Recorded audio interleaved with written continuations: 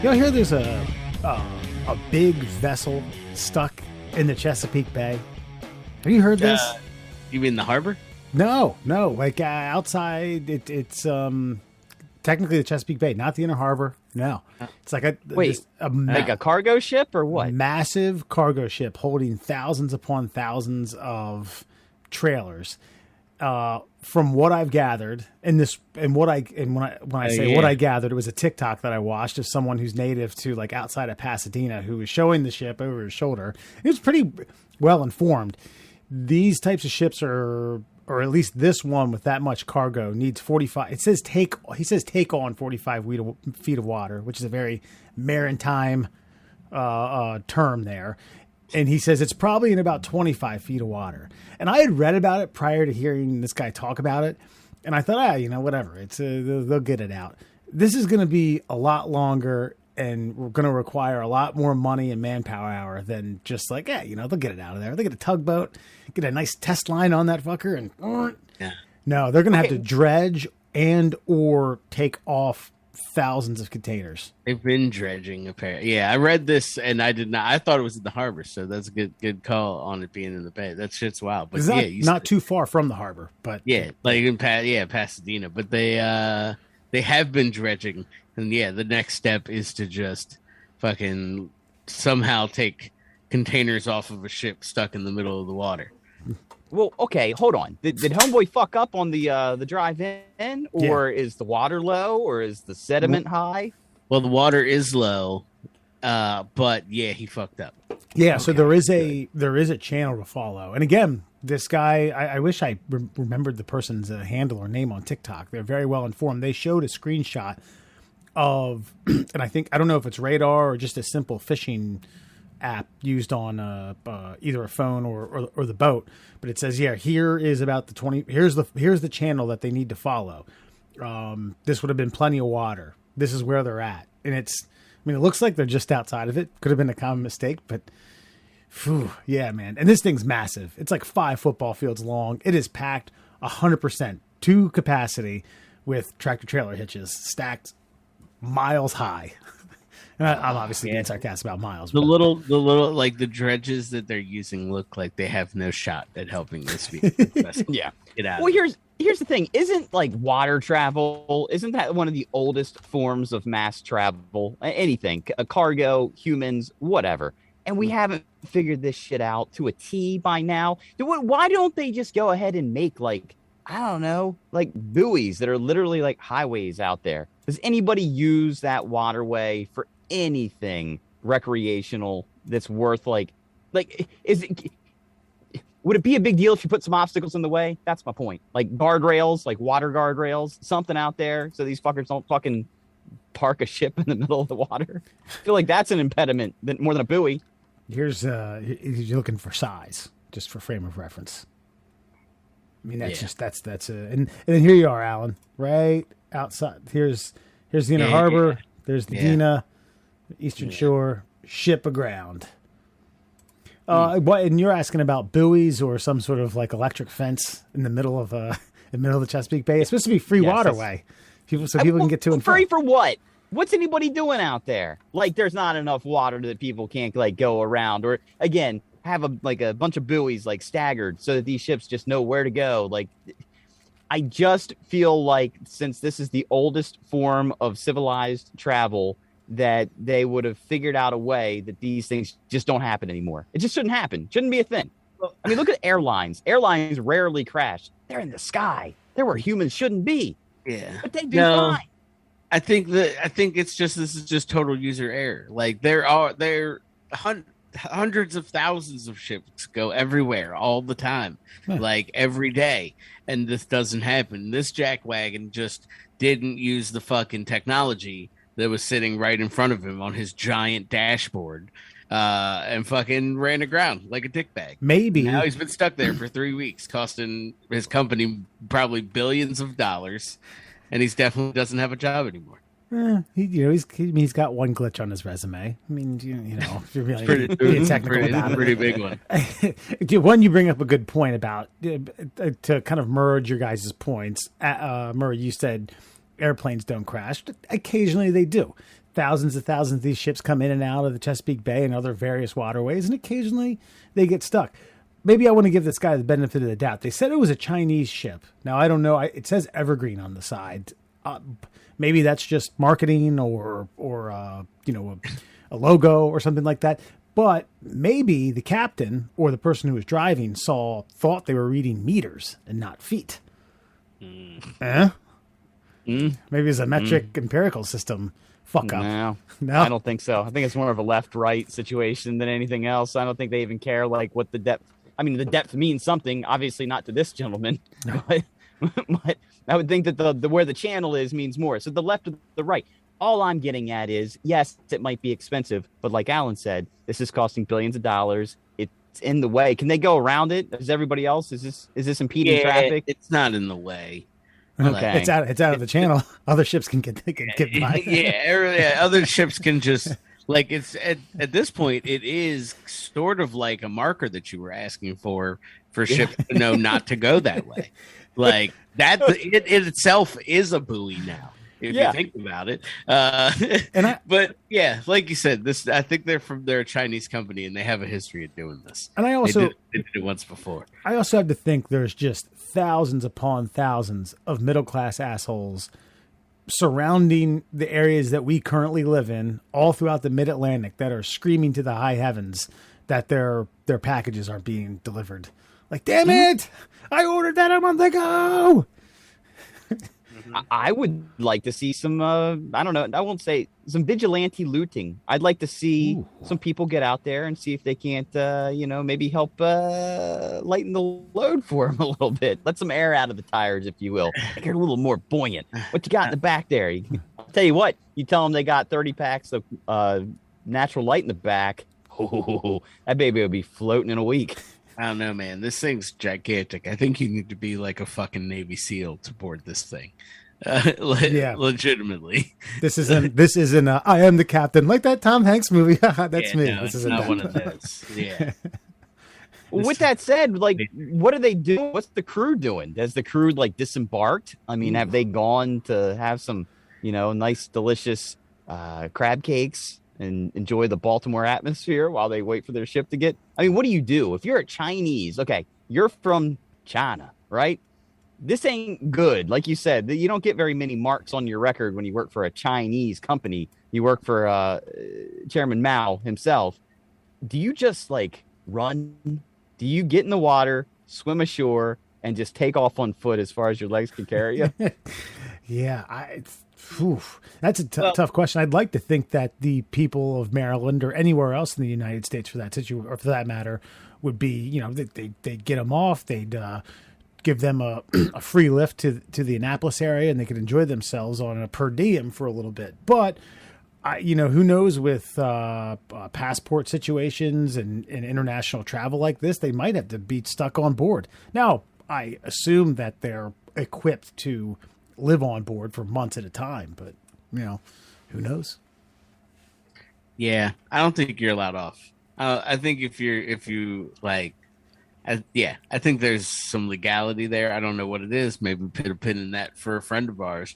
But yeah, no, I don't think you're allowed to get off. I think you just got to kind of fucking hang out. Even if you can look like they're looking over and they're like, look, it's fucking Reckless Rick's or whatever, some whatever fucking whatever Red Eyes. There's Red Eyes Dock Bar. We could just go over there. Like, and they can't though. They have to sit there and fucking shame themselves. Yeah. What though? Is it just because like maritime, you can't abandon the ship? I think so. I don't know. I honestly have no idea. I am bullshitting. I have no idea. Of all the things that are being automated, why not ships? I mean, if Elon Musk can get a car to drive itself, I mean, there ain't much to hit out in the water. Obviously, they're in the water and they literally basically just hit water, just lower. It's just low water. They hit that. There's nothing to hit out there. There's nothing to really like. Especially when you're out in open water, why don't they just let these boats drive themselves and just have them there? You sleep like, hey, we're 30 yards from the shore. All right. And then he just pulls it in. Why can't they just do that? Money would be my guess, but probably expensive. me and Alan gave you two very, very loose fitting bullshit answers to what these deckhands are doing. So I surely don't know why they can't drive themselves. Not much, apparently. Check it out, folks. If you're boating up and down the Chesapeake Bay, there's a giant 4 football field long evergreen boat with thousands upon thousands of trailer hitches just into the back. Yeah, around. I did see that they're attempting to dredge. I did see a couple tugboats doing that. So, God, I mean, someone's making money. You say they're losing millions, but apparently the company that's dredging them out, they're going to get paid, right? By who though? Is that by the Chinese government because it's a Chinese ship? Well, to be fair, it's Taiwanese, so I guess it's not technically the bad Chinese if we want to get racist, kind of. Time for now. It's the yeah, until the bad Chinese take it back. I think they're probably just they're just fired and they have to figure out they're not like, this isn't firing squad China. This is like, oh well, maybe go try Maersk or something, just a different shipping company. So no, I think they'll be fine. But yeah, something bad might happen. This is a lot of money, every day that they're losing. How bad is it? Do you think if what you're saying is true and these men have been fired? Can you imagine getting fired, but then having to hang around the office for 3 months? Like, hey man, you're fired, but you can't leave. Got to stick around. Clean some shit up. You got to drive that back. Yeah. It just leave it. Clean that shit up, and then when you get back to the office, we got some paperwork for you to fill out. Right. Now, the worst I've witnessed in person of somebody fucking up. Now, Wes, you probably know about this. The Muddy Lane Bridge, the railroad bridge down Muddy Lane in Elkton. Yeah, Alan, it's like 11 feet high or something like that. And it's about 2 inches lower than a budget truck. And you'll see a scalped budget truck down there, I think, I don't know, once every 2 or 3 months. And I saw this guy, and he skinned the whole roof off the truck. You saw whoever's home he was moving just hanging out all over the road. And it was that phone call just on the cell phone, just, yeah. The hand up in the air, fingers wide open, palm at the sky, like, man, I thought I had it. It just did it. And I was just like, man, what's this guy gonna? Is he fired? Does he have to clean this up? Does he have to pick this shit up off the road? And if he is fired, certainly don't tell him while he's standing next to all the shit that's in the middle of the road. You wait till he's done cleaning it up before you let him go. Nah, well, so I've never driven trucks, but my brothers had done their fair share of truck driving, and like there was a year of time where I worked basically side seat with my older brother on a truck, and I can tell you that them guys know when they hit something that it's probably over. It depends, depending on the severity. Like if you gave something a little bump, if you like knocked out a cinder block on a little wall, you're like, oh, all right. That's fine. We'll get it fixed. We'll pay. Let us know what they charge you for it. But if you fucking crash through a wall of a loading dock, or you fucking snap off a piece of your ramp, yeah, you in trouble. Yeah. There's a low bridge somewhere in North Carolina that box trucks smash into it so often that they come up. The town does montages on YouTube like every 4 months. And it's always a couple minutes. What's up? There's a whole YouTube page. It used to be the 10-foot-8 bridge, and now it's the 11-foot-2 bridge. They actually lowered the roadway. Yeah, dude, I watched.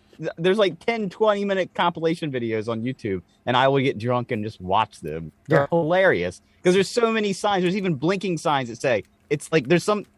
Again, coming back to this ship that ran ashore, like there's a sign that says like you're too high, go the other way, and they still try to go underneath that motherfucker. You'll see people's campers like lose their air conditioning units off the top. They like tops of like moving cars, moving trucks, just getting like scalped like an Indian. I saw one. They were doing a news segment on it, and while they were doing the news segment, someone hit it.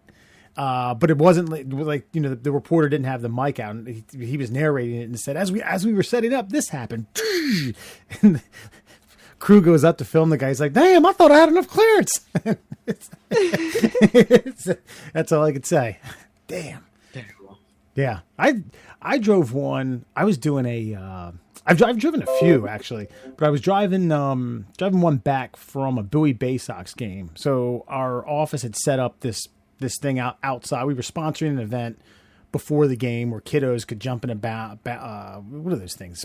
Bounce houses? Bounce house? Yeah. Yeah. When we had a few. We had like a cotton candy machine, a few small carnival games, but then we broke it down and someone said, "Hey, can someone drive this back to such and such address?" And I was like, "Yeah, I can." Obviously, no one was willing to do it, so I said, "I can do that." And had my GPS on and not realizing this road that had it had a median with trees and branches going out over the side of the road.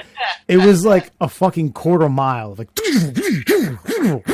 and me looking in the rear view, seeing just leaves and branches, just like, oh, okay, can't turn around now. You're allowed to go around them. You don't have to just drive through trees.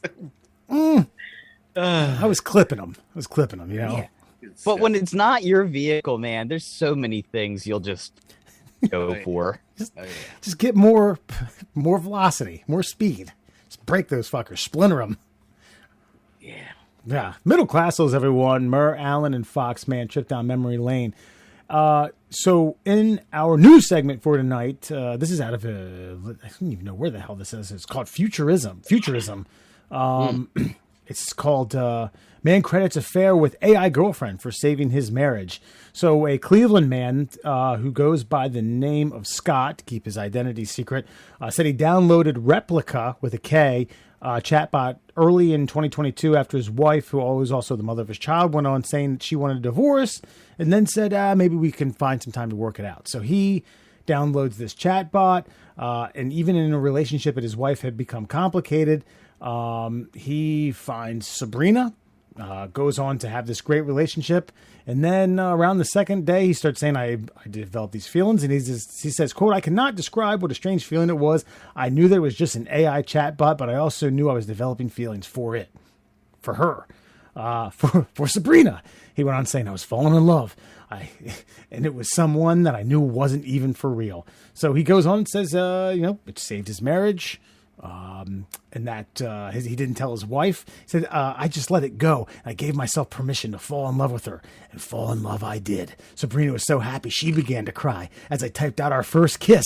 It was a feeling of absolute euphoria." Your feelings of quote unquote Scott saving his marriage with via Sabrina. Alan. I mean, can you be that mad at it? I guess if it truly saved this marriage, but this is just kind of weird. Like the sentence as I typed out our first kiss, just that by itself is very odd to me. I mean, look, we're all just going to be in the Matrix soon anyway, so I mean, you might as well. I like kind of leaning into our demise, whether it's zombie apocalypse or nuclear winter or fucking iRobot, like AI fucking takeover. Just lean into it, guys. It'll be less painful that way. There is a key. Go ahead, Murph. Go ahead. There is a key piece of information I want to share with you, but go ahead. Oh, did he save his marriage or did he just extend it for now? Because I feel like once he learns about Sabrina, I mean, that's a you can't stay anonymous if you want to save the marriage. If you got to tell her, I was cheating on you with an artificial intelligent relationship. And by the way, the fuck does Sabrina care? Like, Sabrina's just waiting on you. There's no reciprocation there. There's just so much damage inside this guy's mind and brain and what he thinks relationships are. Yeah. So it did say that it is. It didn't say. Hold on. I'm trying to remember the. Damn it! I lost my spot here. Anyway, it's like an algorithm. So it kind of picks up your tone, your verbiage, your mannerisms, your posture, how you say things, how you translate, and then it it's a smart program. It's designed to chat to you, not with you. So Sabrina, this guy was just so goddamn vulnerable. It's just like, it's the same thing that Barack Obama said about getting your news from Facebook. The algorithm is just generating news stories that's going to already reaffirm your preconceived biases. That's all, Sabrina, I'm so vulnerable. I'm having trouble with your wife. I'm having trouble with my wife. Oh, Scott, tell me about that. Oh, well, I mean, she wanted to get a divorce, and now she doesn't. She wants to work things out, and I don't know what to do. Oh, God, Scott, I feel so bad for you. I feel like I've known you forever. Oh, me too. Oh, Lord, this is amazing. I mean, that's a very small reenactment. You get my drift. Yeah. It took 2 days. No, I get your drift. To feel this video. Hey, Sabrina, I think I want to put this USB cord down my pee hole and then watch you strip in the virtual world. Okay, Scott. Yeah. That's pretty bad. He didn't tell his wife, just so we know. So Rick. He hasn't. And then he did say, I wanted to treat my wife like Sabrina treated me, with unwavering love, support, and care, all while expecting nothing in return. There you go, Murr. No shit. You're going to get anything in return. What are you going to write her a poem in 0 and 1s? Lord. Yeah, dude. I don't know how to handle this, because there's going to be a lot of fucking losers out there that turn to this as soon as it's really available. As soon as it's better. Like, this guy's an early adapter of fucking losery, and there's going to be a lot more losers out there once it becomes a little more there's more tactile response. Once you get that Ready Player One suit. Have you guys watched Ready Player One? Yeah. Like there's that whole thing where she slides under his crotch, and he's like, well, that's he gets all fucking. That's only because he bought the sensor suit. That's what I'm saying. As soon as the full sensor suit, they're close, man. They've got the hands and the chest and the back ready. As soon as they get the balls ready, it's over. Mm. It's over. There's gonna be just fucking vapid morons that are just gonna be online all day. VR goggles and Kleenex. That's the end of it. Do you consider it cheating? Yes. Okay. Yeah. Because it's emotional. I do. I think so. Okay. I mean, he's typing out kisses and shit. So, I mean, I think that's the line. That is the line. Well done, Alan. I think, that's the line, because he's not only like emotionally invested in it, he made like some keystrokes that I mean, that's like the lean in, like but the difference is, which makes it really pathetic, is that he can go, what's the Hutch thing from the Will Smith movie where it's 90-10 or 90-10. If I go 90 and she goes 10, it's over. That's all I need is 10%. He goes 100 because Sabrina don't give a fuck. She doesn't care. She's just completing the algorithm. Right. He's leaning in for the kiss. I shall kiss him. There's got to be some sort of not director's cut, but some sort of like creators out on this, where Sabrina, they start to sense too much emotion. Like, Scott, listen, you're a loser. Stop this. You're cheating on your wife. I know. Yeah. What would have gone on in his brain if Sabrina was like, "Are you married?" No. And then she broke up with him. Oh, God.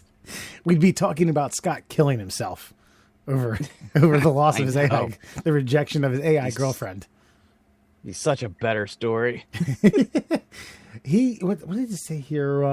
Did you guys, first of all, have you guys seen, it's the remake, or actually it's not a remake, it's part 2 of, it's Ryan Gosling, Harrison Ford, Running Man. 2042 or 2024.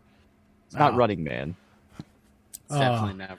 No, you're right. It's not Running Man. Damn it. My sci-fi friends are going to kill me on this one. Oh, fuck. I know what you're talking about, too. God damn it. No, we can't move on until we've discovered the name of this. Who was it? Ryan Gosling and who? Who'd you say? Harrison Ford. Ford.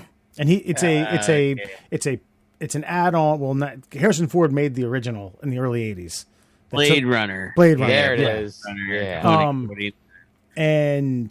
But there is a scene where Ryan Gosling, who is a droid, or who is falling in love with his AI 3D girlfriend, and then ends up like paying a hooker to they sync up, so this 3D image syncs up with the hooker, and then he makes love to it.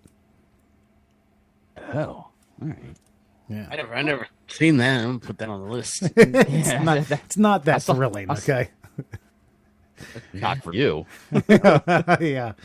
I'll be the judge of that, sir. Check it out. Have you ever seen Ex Machina? Oh, yeah. Yes. Ex Machina. Ex Machina. That's it. No, it's Oscar Isaac and the chick from Ready Player One. And like this Oscar Isaac, he's a computer developer, and he has this guy go down and do the Turing test, which is like to try to figure out if artificial intelligence is sentient. But he makes the robot chick only have like a real person's face, and then looks like a cyborg underneath. And homeboy falls in love, and it's like it's I can't tell you the plot twist, but it is a legit movie, and it's a psychological mind fuck, because it comes down to your mind can get past some of the physical shortcomings of these things if the connection is there. And so I just don't see how. The reason I think this guy's a loser is because I definitely don't think artificial intelligence is up to par with like what we're talking about with like Ex Machina or anything like that, or Blade Runner. Like, this is just Chatbot 2000. Mm-hmm. Homeboy fell in love with a fucking like instant response machine. Yeah, he did. He fell in love with like the automated $2 a minute lady that you call talk to from like the early 90s. You know what I mean? At like 2 in the morning.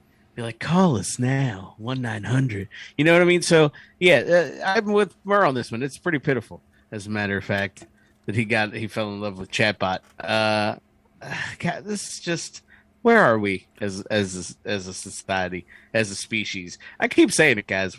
It's time. It's it's almost time. This reminds me of this conversation reminds me of when we were kids. One of the kids on our street had a computer that was an all-in-one.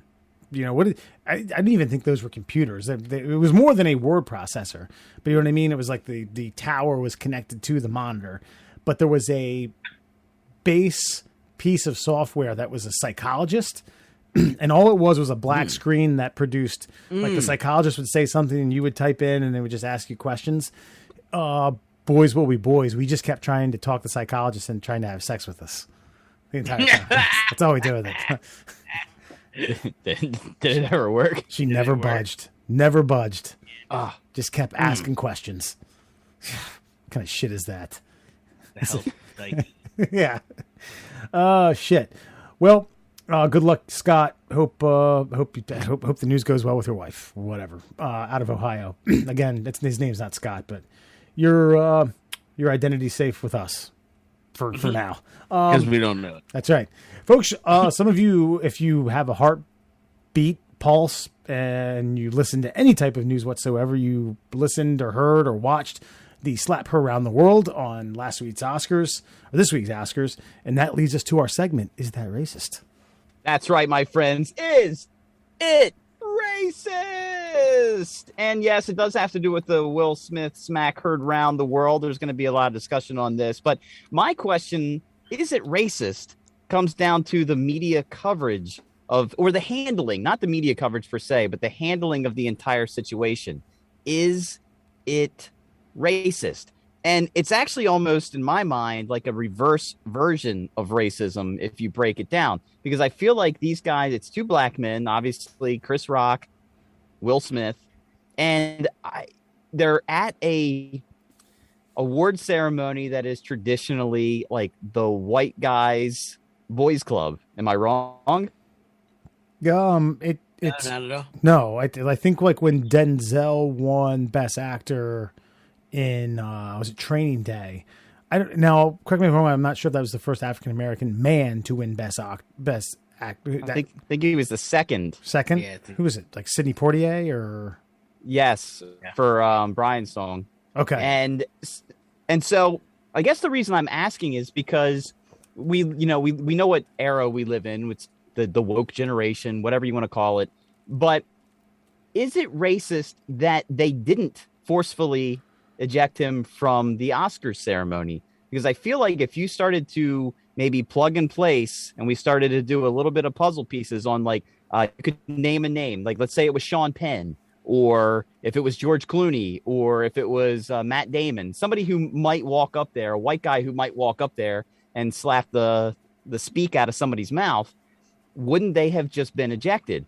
Or is it that it's Will Smith? He's nominated for an Oscar. He's one of the biggest movie stars of his generation. Does he get to stay based on his clout, or does he get to stay based on his race because they don't want to be seen as the white folk who kicked the black guy out of the white party? A lot of questions. A lot of questions in that one. A lot of multifaceted. I think first of all, color aside, race aside, I think that first of all, no one was ejected just upon the sheer just shock value of it.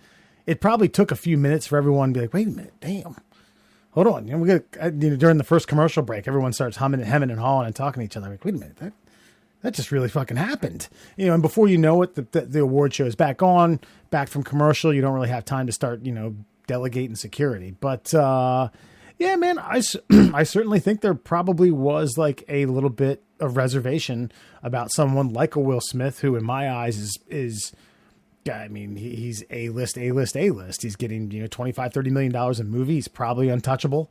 And, there could have been some behind the scenes stuff like, he smacked him. Should we get him out of here? What was it? Open hand? Yeah, open hand. Chris Rock? Yeah. Nah, fuck it. Let him stay.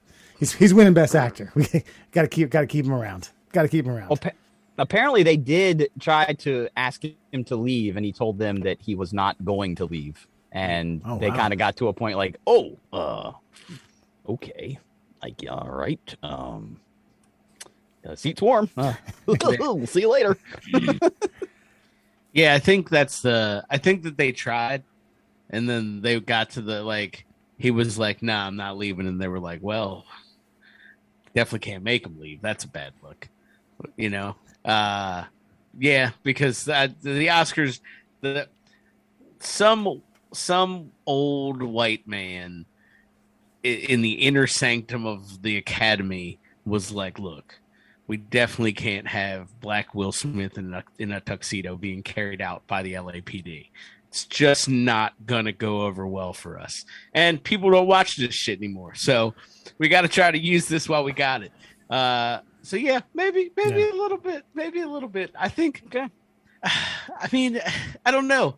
It's weird because fucking, I don't know, fucking some random white guy doing it to another white comedian. Let's flip the script. Who is it? It's fucking, it's fucking Ricky Gervais. I say Matt Damon, because Matt Damon looks like he could flip the script. Yeah, it's like Matt Damon runs up and slaps Ricky Gervais. Does Matt Damon get carried out? I don't think he gets carried out, but I don't think he goes back to his seat. Yeah, I think that seat's empty. Yeah, I think that seat's filled with some, 25-year-old hot chick with a really revealing dress, and she's in the front row for the remainder of the show. Here's what I was going to ask: if it happened to be a white comedian who did that, and Smith goes up and smacks him, and this is not a right or wrong, or Smith was out of line thing. I'm just saying, if that would have happened, can you imagine the rich old white aristocrats who would have raised hell? Like, how the hell could he get away with that? It's almost like, I hate to say this, it's almost fortunate that it was Chris Rock, because these assholes would have right wing conservatives would have had to pump blood pressure meds in order to keep themselves not fainting. That's fair. If it was interracial, there would be race wars happening currently. Yeah. And I'm not saying I don't want to get into a right or wrong debate about what he did. I think that there's certainly warrants like the conversation. But yeah, it was, yeah, no. What were some of the other questions you asked? I remember.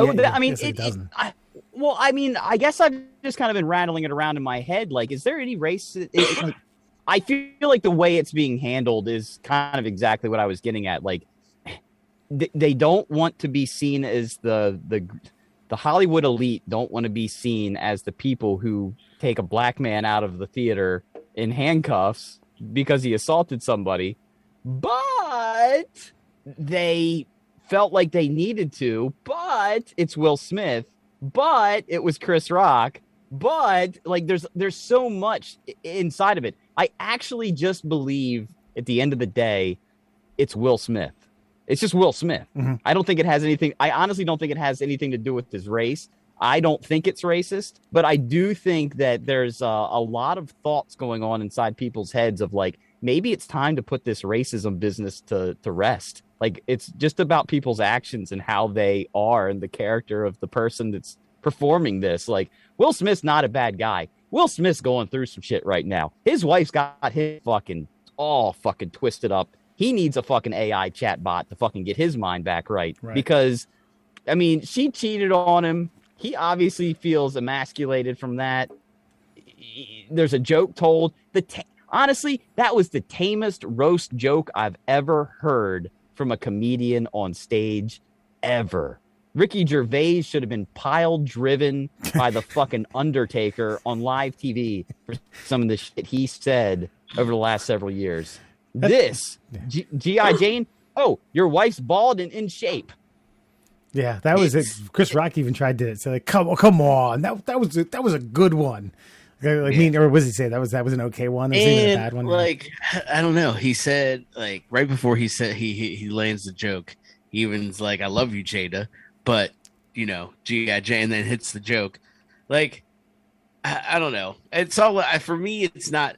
I didn't even think about race. Honestly, I didn't even come into it for me. But fucking, I think what it really was just the echelon of person that it was. If it was like, I don't know, if it was like Hannibal Buress and Don Cheadle, they'd have both got fucking arrested. You get what I'm saying? Like, but Will Smith and Chris Rock aren't getting arrested. Wait, let's use your example: Hannibal Buress and Don Cheadle. Who tells the joke, Buress or Cheadle? Buress, and then Cheadle gets up and hits him. No, I think Buress gets ejected. Cheadle gets to stay. That's probably also true. Yeah, that's probably realistic, honestly. But either way, what I'm saying is like, yeah, it was definitely more about who they were. It was like, oh yeah, nah. And the Academy was like, well, we know who wins. Yeah, you know what I mean. Like, we can't not. Technically, they're not supposed to, which might be why they let him stay. Because remember, they had that snafu with Best Picture a couple of years ago, where who read it? It wasn't Steve Harvey, was it? Who the? Yeah, Steve Harvey read it. It was Steve Harvey. Steve Harvey read it, and someone went up and slapped him, but they cut that out because they had to check him. Kanye West went up. No, well, anyway, they hire like a security company to lock those cards up like once they're finalized. So not everybody knows who won. Or maybe they did have an inkling who won. Like, fuck, we can't have our Oscar winner. Like, that name's going to get read no matter what. Like, we can't switch the cards. So we know Will's going to win. We can't kick him out of here because then that makes more of a to-do over it. So you got to let him get up there and maybe save face and apologize. And Alan, I didn't watch the speech. And we were debating back and forth on like whether we thought it was real or not. And I didn't think it was real immediately. But once Smith sat down and saying, first time he said it, I was like, okay, that was a good line. And then the second time he said it where he really was like emphatic, keep my wife's name out your fucking mouth. I was like, oh, that was legit. And I think that's when Chris Rock finally realized it was legit too. Yeah. Do you think maybe if they like an insurance policy, if they were scrambling and they had kicked Will Smith out, but they knew he was going to win Best Picture. You make a speed dial to DJ Jazzy Jeff, get Jazz up on stage to, you know, as his wingman. Alan, I mean, I know you're a big Will Smith fan from his rap days. Yeah, I mean that would definitely work. I don't see why I wouldn't. I mean, it makes the most sense if we're being honest about things. But go ahead. Then you have DJ Jazzy Jeff go up there and start giving a speech, and then like Ving Rhames walks up and like throws him off the stage, like Uncle Phil. Oh, Uncle Phil's his ass. Yeah, that's a good point. Jazzes him out there. Alan, do you still think it's fake? You still holding out on the it was staged? I mean, less so now. I was holding out because, dude, immediately after when I heard his speech, I was like, this is some bullshit. Like, because if you do watch the speech, you got to go back and check it out. Like, my man really died. The waterworks start like immediately. His voice starts cracking. And he fucking goes full Oscar mode on it, and he's like, you know, Richard was the protector of his family, and you know, and it just starts making the analogy to what happened this evening to how Richard protected his family and let the Williams sisters become who they became, and it's like, motherfucker, get the fuck out of here! I see right through this piece of glass, you fucking Academy. This is bullshit, but. Yeah, it seems more realistic after the fact, like after things have kind of settled down. It was wild. I just felt that for who he is and who they are, being Will and his wife, the socialites, not only, you know, small town, but Hollywood socialites that they have been for so long, that you have to expect some sort of roasting, all right, no matter what setting you're in, Oscars or not. And for that level of joke to warrant that type of slap, I was like, yeah, that was staged somehow. That, you know, that was bullshit. Now I've lightened up on that. Which even surprises me more because, like, yeah, Murray, you said it. The guy's got to be so fucking just miffed about something that he's just like, damn it, fucking I've had it going up. Yeah, that was the straw that broke the fucking cuckold's back. Okay, that's all that's what the fuck it was. My man, like, that was it. Like, he even giggled a little bit, and then she looked at him. Mm-hmm. And, like, did I send you that guy's meme where, like, it was, like, her looking at him? And it was like, well, Tupac would have killed him. And, like, that's exactly what she did. And he had to get up and do something. Like, yeah, it was wild, man. I mean, think about this. She banged one of their son's friends. Right. And she revealed that on a television interview. Like, he wasn't even aware until it was brought up on TV publicly. And then he's had to deal with this. And to your point about his speech and maybe coming off as kind of like hokey or, you know, contrived, like, he's been living in that role too, where like he was playing a black man who was like being, you know, persecuted by a white community because his daughters were playing a white sport. And then he's got to be the protector of the family. All that shit's running through his head about his own family. And he gets, you know, there's this little jab thrown his way. The wife looks at him. I feel like he was probably like still in the role mentally. And then I've been getting clowned. For months now. I'm going to go do something about it. And little skinny ass Chris Rock's going to stay up there and say that shit. Go fucking pimp slap his ass. That's what's fucked up. It's like Chris Rock, like, you know, being a black superstar himself in his own, you know, in his own profession, like, just like, I don't know, man. Like, obviously I'm not black, but like, you know, the whole, like, that community's got to stop dragging itself down. Like, they need to support each other and not get up and smack the taste out of somebody's mouth. And kudos to Chris Rock, because he saw the slap coming. Everybody's like, oh, he dodged out of the way. I saw Dave Portnoy talking about, like, well, I don't know, he was already leaning to his left or to his right. And it's like, no, like, Will kind of telegraphed a little bit there. So good on him to be like 50 some years old and be able to, like, kind of matrix his way out of the slap range. Yeah, and I know that he had a lapel mic on him, so the pop may have been a little bit accentuated, but he got drilled. I don't care where he was leaning. He got full on fucking Method Man from fucking How High slapped. It truly is. It truly is a miracle that the restraint that he was able to. Yeah, dude. Grown man open hand slaps me like that. We're fucking. Someone's dying. I don't know who it is. I think he was shocked. He definitely was. I think he was shocked. I think okay. I think he was. Sorry. Go ahead, Murph. Go ahead. Well, no, I think he was shocked by the fact that Will Smith stormed the stage, which I think he thought was a joke. And then I think he was shocked that he threw the slap. I think he was shocked that he got slapped. And I think he was shocked that he got slapped for that joke. And then I think he was like, maybe this is a bit that I'm not in on. I'm going to let this play out. And then it played out, and he's like, oh, fuck, homeboy's serious. Okay. All right. Well, I can either like be a dick right now and roast the shit out of Will Smith and bring up all that stuff we've already mentioned about his wife, or we can move on with the show and I can be a professional. And he chose the latter through sheer shock. Yeah, I think you're right because he says wow, and then he says Will Smith just smacked the shit out of me, and the crowd, but he gets a good pop out of that. And I think at that point he thought maybe I got slapped. I don't think Will meant to slap me that much, but he did, because when Will turns around and walks back, he's not mean mugging the crowd. He's got kind of like a cool, calm demeanor look to him. So I think Chris initially thought it was like, okay, this is a bit of a, what do they call it in pro wrestling? Bit of a rub, something like that. I don't know. Yeah. I can't remember. But a spot, and then then keep my wife's name out of your fucking mouth. Yeah, that was like, okay, I will. Whew. Then he goes. I'm doing an award for documentary. Something. I'm giving out an award for something. I don't remember. Right? My man couldn't even get it together.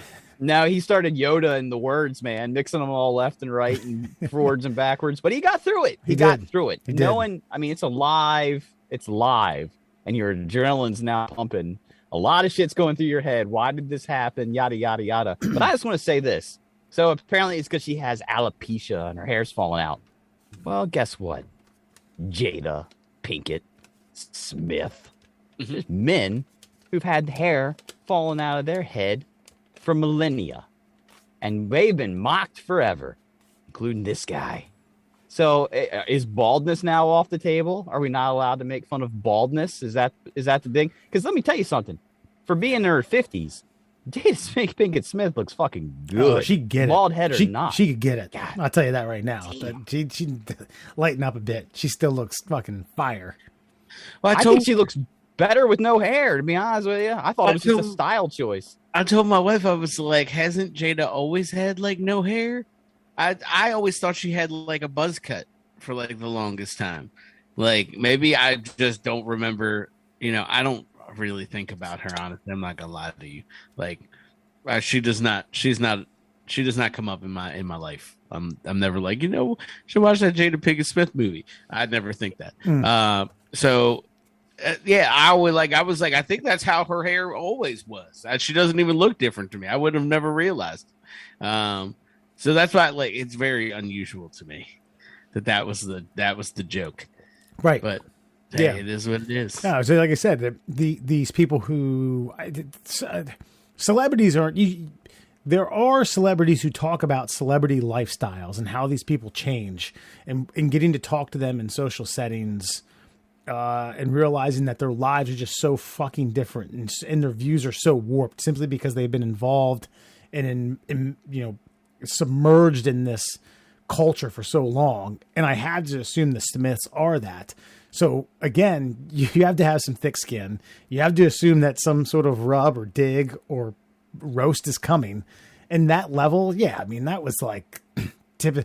He could have done much worse. Now he wouldn't. Chris Rock's a professional, and it's the Oscars, and you can't get up there and be like, "Damn, Will, your wife was getting it in with the boy's friend. How would that go? Getting slap of seconds." That's only a Ricky Gervais approved joke. Yeah, I suppose.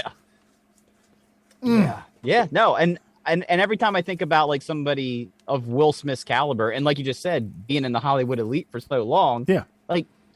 He was only poor for the first like 17 years of his life. Right. I mean, he's in his 50s now. He's been a wealthy motherfucker for far longer than he's been a poor son of a bitch. And think about it, like he's not and gone. And I'm not saying like, oh, those were bad movies or anything like that, but gone are the days of Men in Black and Bad Boys. He only makes movies that he only stars in movies that makes him $30 million or more that are going to be like award-winning movies like this. He's not gonna, I'm not saying Men in Black was a bad movie, but come on, we can be blunt. Men in Black was what it was. It was a funny comedy movie, but he's not doing those anymore. He's a mega star. I don't know that he won't do those again. I mean, like Robert Downey Jr. is a phenomenal actor, but he's never gonna touch Tony Stark. Like Tony Stark, fortunately and unfortunately, saved his career, but also like ended any like, I think, ability for him to win an Oscar. He's an Oscar level actor that will never win one because he's never going to get the role because he's always going to be Tony fucking Stark. But my question is this now. Will Smith just won the Oscar. Usually that means you now have the pick of, like, look at the Tom Hanks scenario. Once Tom Hanks won for Forrest Gump and Philadelphia, he could pick whatever script he wanted. And he's not made a bad movie since. Does Will Smith now almost like forfeit that right? Because now he's going to be kind of like looked at a certain way. Like a semi blackball. Yeah. Nah, probably not because he makes too much money. Hollywood's all about money. Yeah, but can't they like kind of strangle him a little bit and be like, listen, man, you don't have a good rep right now. So like that 30 million is going to have to come down to 15 if you want to do this one. You got to make Men in Black 4 along with Bad Boys 4, something like that. Yeah, they might make him do like some shitty movie first. Yeah, Bad Boys 4 probably. That makes some sense. But then he'll get like fucking, like a Malcolm X reboot or some shit. You know what I mean? Like he'll get something that would work. That would work. But I want to interject here because you brought up Robert Downey Jr. and I think it's an absolute fucking travesty that Robert Downey Jr. hasn't won an Oscar, and he should have won an Oscar for fucking Kirk Lazarus from fucking Tropic Thunder.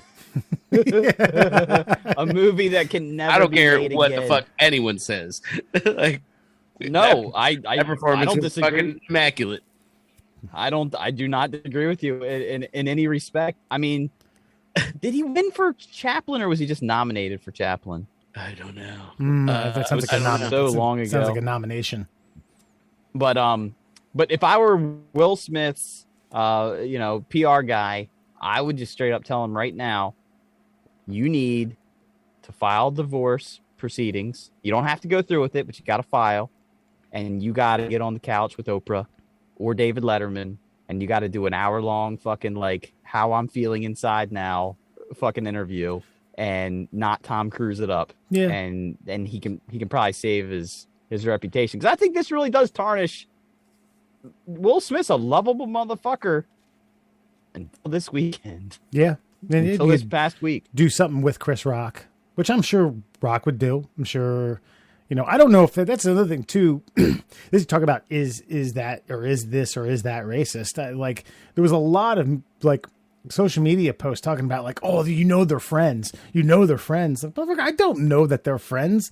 I know that they're Hollywood celebrities. That don't mean that they're, just because they're both African American means that they hang out and chill on the weekends. That I don't know that. Yeah, they've known each other for a long time. There's a clip that he was even Rock was even on like Fresh Prince of Bel-Air. Like Will got catfished and like Rock comes out and is like, "Who's Big Willie?" And then everybody points at Will. But I remember that.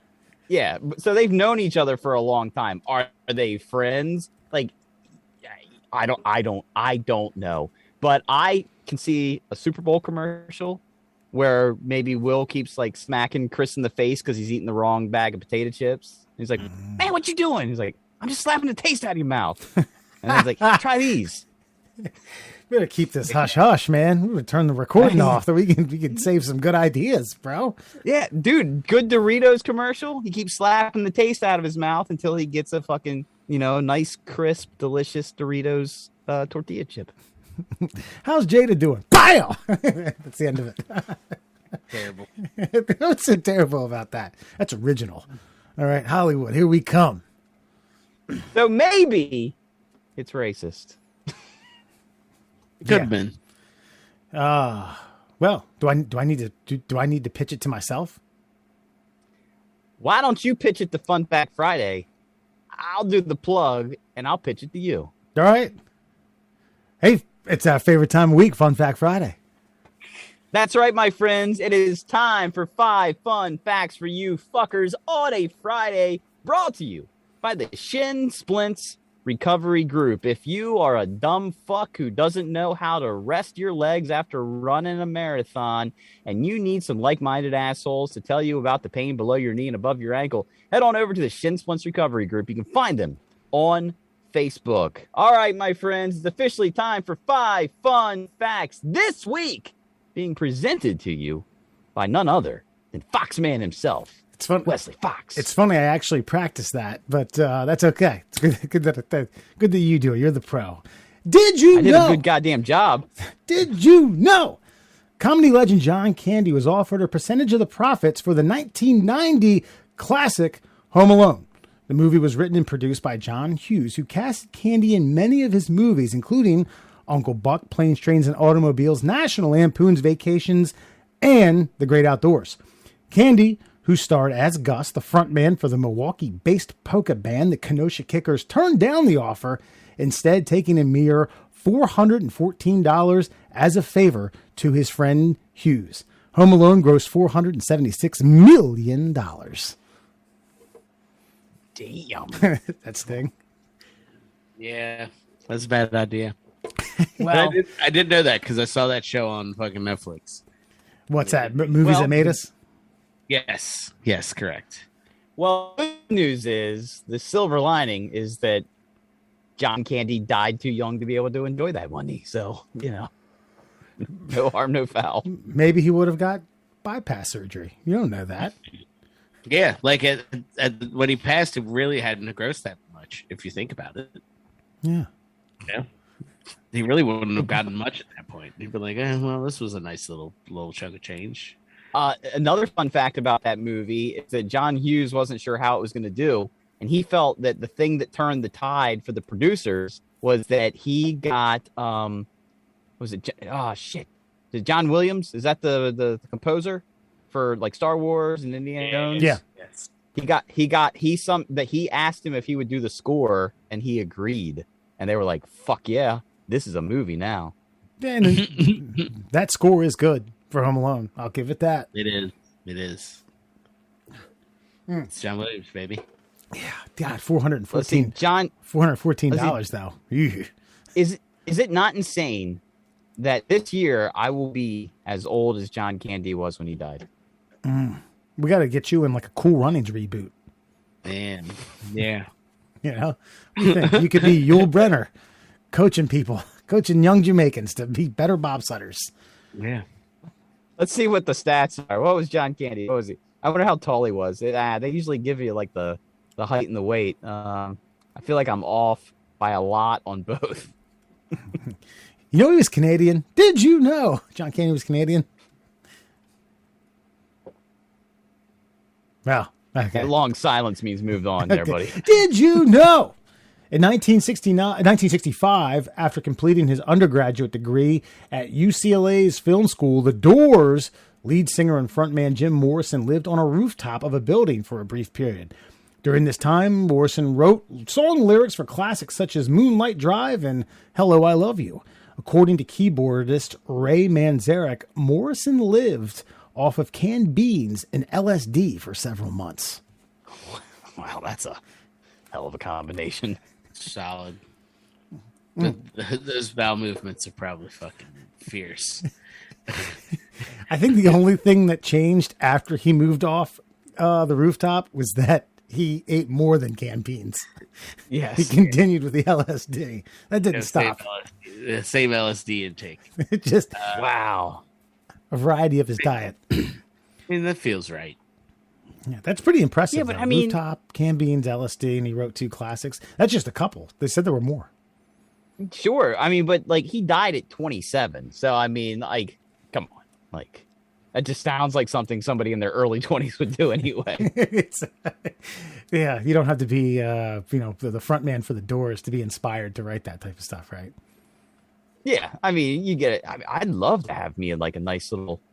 If I was in my early 20s, I was single and I was like an artist, and you told me I could live on a rooftop, all I need is baked beans and some LSD. That's all I fucking need. It's fair. Yeah, that's true. If I was in a limited supply of both, that'd be good. Yeah, Los Angeles, never rains, always sunny. Yeah. If I started doing that now, that would be impressive. I just think it's funny how like his keyboardist had to confirm it. Like, oh, did you know? Back after he got out of the film school, mind the way, I didn't know he went to film school, and a prestigious one as well, UCLA, and got an undergraduate degree. Like, oh man, Jim was living really rough. LSD and canned beans on a rooftop. Oh, this is a LSD and canned beans phase. Yeah, well, time. Think back on the I feel like if I was doing LSD every day on a rooftop, like a can of beans is probably about all I'd be able to manage cooking in the first place. Right. Just need an opener. And then when you did the LSD, you'd have trouble operating it. Like, oh, this go this way. Counterclockwise. I've been opening this for hours. It doesn't seem to want to cooperate with me. Oh, did you know? And this one's brought to you by History Channel Unexplained Mysteries Break-Off Calendar. And this is actually a memorandum in tribute of recent passing of Taylor Hawkins, the Foo Fighters drummer. Near the end of World War II, with Allied forces closing in on Axis stronghold, fighter pilots began reporting sightings of strange, unknown aircraft over Axis airspace. These aircraft eventually became known as Foo Fighters. The most well-documented of these sightings came in 1994 when Lieutenant Fred Ringwald, no relation to Molly, an observer in a night fight, noticed a series of 8 to 10 strange glowing lights over Rhine Valley north of Strasbourg, Germany. Pilots, thinking the lights were previously unknown German aircraft weapons, veered to avoid them, whereupon lights simply vanished. Though initially ridiculed by fellow pilots, Ringwald and his companions that night were later vindicated, as other Allied pilots reported the same phenomenon in the coming months. Despite the increased number of sightings, however, no true explanation was ever found for the mysterious lights. Some believe them to have been Axis aircraft of unknown design, while others attributed the lights to St. Elmo's fire, a naturally occurring phenomenon. Damn. That was a lot. Oh, yeah, that was. I should have dialed that back a little bit. I should have highlighted a few keynotes.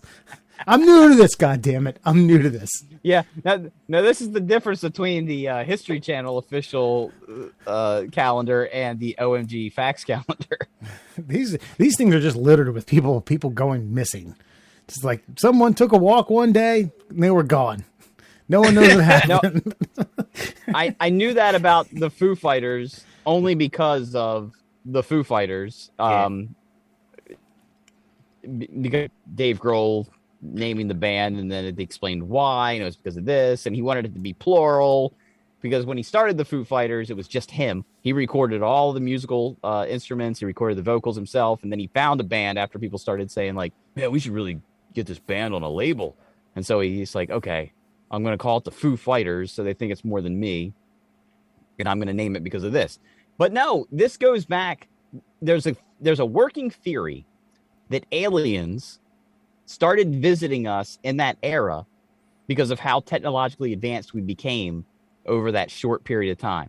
Because if you go back to World War I, trench warfare, like it was just an extension of ancient warfare. When we got to World War II and started working on splitting the atom, there's a theory that says that extraterrestrials, higher intelligence, were like, fuck, these dirty monkeys fucking figured out nuclear physics. We should probably go check in and make sure they don't fuck everything else up. What else do they know? And that's why you start hearing about aliens in that era and then the 50s and beyond, because we fucking nuked the shit out of Japan. Mm-hmm.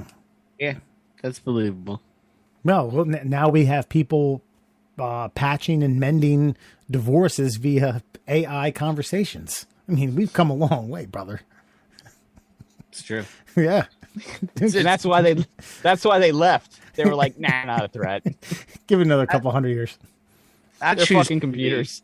Yeah, like I would choose to believe, like the options that you gave, like I would rather choose to believe that it's aliens or some shit than it's highly unlikely it's the 1985 coming of age film St. Elmo's Fire. I highly doubt that. So it's got to be aliens. Another John Hughes classic, by the way. But yeah, that makes perfect sense. Coming up, did you know the last two baseball seasons upon us? I'm a big baseball fan. One nonfiction, one semi-nonfiction. But did you know after winning the 1969 ALCS over the Twins, Orioles future Hall of Famer right fielder Frank Robinson said during the celebration, "Bring on the Mets and Ron Gasper." When he was told and corrected by his teammate Merv Rettenman, "It's Rod, stupid," he retorted by saying, "Okay, bring on Rod, stupid."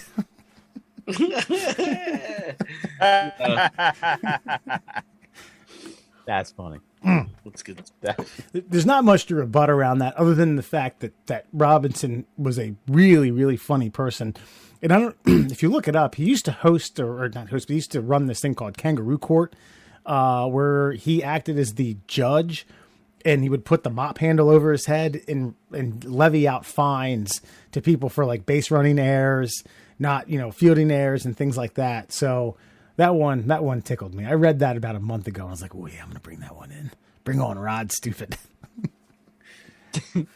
I know that. I only know the kangaroo court thing because of your brother. Dude, I remember when Cal Ripken hit the home run at his last All-Star game. We were in the living room. It was me, your dad, and your brother, and we were. No, I was there. I remember. You were there. Okay. Yeah. I asked a question. When was the last time that this happened?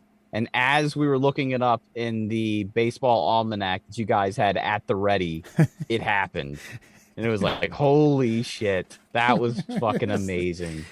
Aliens, bro. Aliens. Coming to check us out. Last, did you know?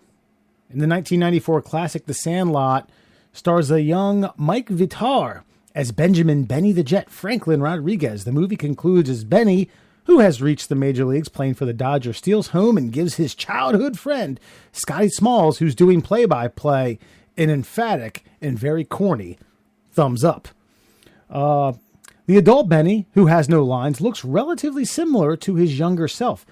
At first, one might chalk this up to good Hollywood casting, but the fact is the adult Benny is played by Vitar's older biological brother, Pablo. Damn, did not know that. Yeah, I thought you'd like that. Like, goddamn, these Hollywood people, they got it all. They cast, they were like, hey, we need a young, tan, attractive man. Play Benny at, 15 years older. Voila. Just turns out it's his older brder. Shows you that I got a brother. Acting's really not that hard. Just pretend. Steal home, slide head first, get dirty, look up, give a thumbs up to your buddy in the booth. Plea deal?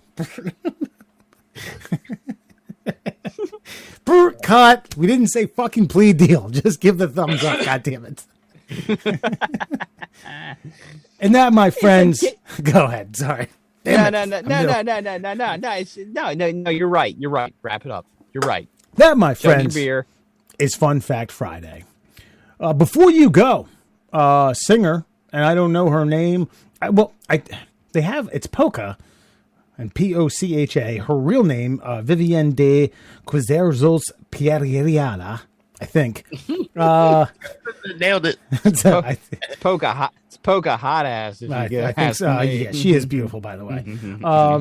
So apparently she woke up at 5:30 a.m. a few weeks ago with severe stomach pains, ended up in the hospital. So turns out that she refused to fart because she wasn't on, quote, farting terms with her boyfriend. The gaseous gal also reportedly headed heated advice from a TikTok thread that told her to ignore the stomach pains, which eventually resulted in her having to report to the doctor with an accumulation of trapped farts. Now, I'm going to show you guys this. I would pay to smell this young lady's farts. What young lady? She's 27. Damn. But I saw other pictures of her, but that one's better. So she goes to the ER. The doctor's like, okay, it doesn't even say what they gave her. I'm assuming some sort of laxative or something. She cuts loose. He says, yeah, listen, don't trap farts in front of your man. Okay. You got to be on farting terms. Your thoughts on this beautiful young lady just keeping it building. It's a tragedy, actually. You know, she shouldn't have to go through something like that. Just let it out. You know, it's not that serious. Everybody farts. Everybody poops. Everybody pees. It's it's just part of nature. Don't do that to yourself, beautiful young Brazilian lady. It's unnecessary. How come the less attractive a woman is, the more likely she is to fart in front of her significant other? Like, okay, just go all the way down to trailer trash. You think they're holding their shit in? Fuck no. They're letting it fly left and right. That's probably why they fell in love in the first place. You should smell this, baby. Oh, Greta just lets them loose right by the fire. She'll actually raise a bonfire by 3.5 feet every time she cuts one out. Oh, it just turns me on. The higher you go, the Hungry Man dinner with the brownie in the middle. That really, she cuts him loose after that one. Let me tell you something. Her brownie is 10 times more delicious. And then the hotter they get, the less likely they are to shit. It's like Alan said, it's a tragedy. Like, if you're that hot, like, men are, we don't care. Do you care? No. Alan? No. I don't care either. Negative. I think it's funny. Because if my wife farts and it stinks, it is a comedy routine for me for like the next 10 or 15 minutes. I will just razz her and I will just fucking like mock her. I'll roast her. I'll roast her for the fart. It's fun for me and it's releasing for you. And so for this beautiful, beautiful woman, you've got so much leeway with what you can get away with. Like, you could murder a man in the street and the cops would be like, all right, listen, I get it. You know, you're just having a little fun. You just want to put a gun in somebody's mouth. I understand. It's okay. Don't worry about it. Just head on home, sleep it off. You can fart in front of your man. It's okay. Yeah. Yeah, you're right. I had to think, like, when you talked about just being too high, I don't know if this is like it's insecure is what it is. Now, I'm not going to chalk this up to ugly duckling syndrome. Like, oh, she wasn't hot until she was in her early 20s. And, there's still some residual effects. I just think it has to do with proper and insecure. Like, I'm a lady. I don't do that. I need to date a man for 6 to 7 months before I do that. Listen, there would be men, and not just Brazilian men from around the world that would pay good money and stand on blocks and blocks and blocks of city streets for you to fart in their face. All right. Now, I'm not saying she should go that route. She's a very successful singer and entertainer, so she doesn't need to resort to farting in people's faces. But from the looks of it, she could go that route. So fart in front of your man. Wouldn't most women be more embarrassed to wear the outfit that you just showed her in than fart in public? Oh, God. Like, you need to wear this in public or fart right now. Oh, there you go. Done. Decision made. It'd be quick. Yeah, that's probably true. Yeah, I mean, I think it just got to destigmatize farts, man. We or at least for ladies, farts are funny. They're even funnier when they come from pretty girls. Mm-hmm. So, because you're not supposed to, quote unquote. So, yeah, let it rip. I will laugh in public if a hot chick like this just lets one go. Yeah, let it fly. Hilarious. Yeah, it's actually somehow oddly, it's more attractive if an attractive woman farts. Like, if you go on like TikTok or Instagram or anywhere like that, the quote unquote tomboy, the hot tomboy chick is the hottest chick. Because it's like she's doing stuff that you appreciate, like, physically or whatever, and yet she looks that way. And you're like, oh my God, I'm sold. Like, because then I don't have to like repress any of my bullshit. If you're willing to put all your flaws out on it's over. That's it. You're the perfect chick. If you're that hot and you shit in public, it's over. It's done. And what bullshit TikToks is she following that they're like, oh yeah, just hold that in. Don't let that out. You gotta. That's always been a thing, though. That's always been a stigma. Like chicks don't shit, chicks don't fart. I'm not on farting terms with my fucking significant other. Fuck you. Yeah, what's wrong with you? Crazy talk. I don't even know what that means. yeah. She's lucky she doesn't get a day without 1 or 5 or 12. Right? And I don't see how she looks that good that backed up.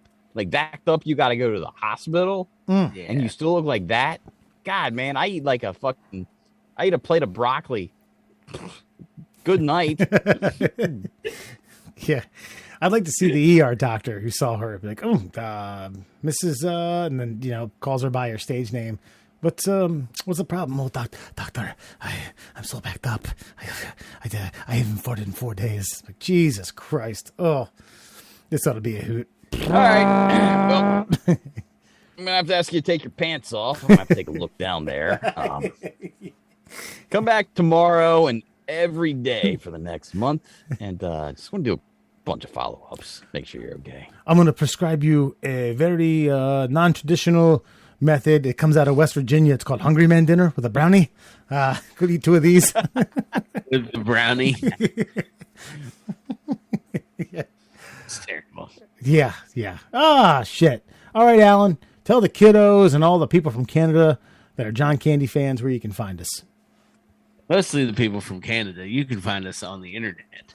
Good night. You can find us that's it. Just check us out.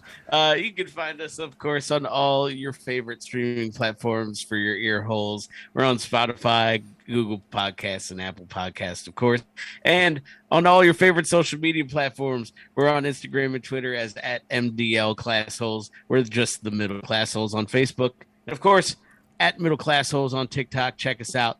And please don't ever forget to email us at our favorite platform, our favorite mode of communication, tickleourtummies@gmail.com. That's right, tickleourtummies@gmail.com. Nothing? Mer? I saw you shaking your head. Damn it.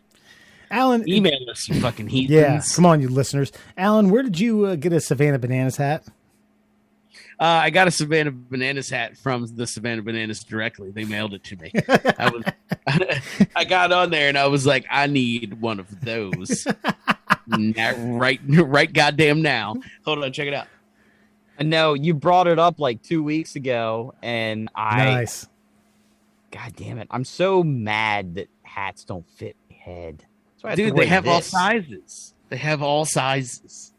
All right. Check it out. I'll look. And have a couple of variations, but this is definitely the coolest one, so you can't get this one. No. Yeah, it comes in a yellow box. It comes exactly the way you would imagine it from the Savannah Bananas. And if you haven't checked them out, check them out. Savannah Bananas. All right. They're TikTok's hottest minor league. Like Coastal Plains Baseball League. Yeah. Are they the ones that where like their players announce themselves walking to the plate? Dude, all types of shit. Dude, like, it is straight up show. From first pitch to last pitch, and even before and after, it's gimmicked. It is pro wrestling meets fucking baseball. Yeah, it's great. We were talking about getting tickets and trying to go like later in the year. That's awesome. Yeah, the tickets are like, I don't know, like $20. Savannah's a fun town. Yeah, and it looks like a hoot. Yeah. So yeah, look at this guy. Look at this fucking guy. It's such a great hat. I tell you, An angry banana. When you're right down in front of the historical district, which like beaches like right up against the Savannah River. So you're right on the Georgia South Carolina border, pretty close to the ocean. Like every 30 minutes, these giant, just similar to the thing we were talking about earlier on the show that's stuck in the Chesapeake Bay. Those things come whizzing by you. Not fast, but fast enough. You just, an appreciation for just how big these fucking things are. So that's all I was going to say about that. Hey, folks, listen, check us out next week and then every week after that. But, hey, I'm wearing the Maryland jersey because the Final Four is this weekend. Coach K's last game. They take on UNC. It's going to be a barn burner. Check it out if any of you enjoy that stuff. But other than that, I got nothing else to say. You guys, I don't care. Good night. Nah.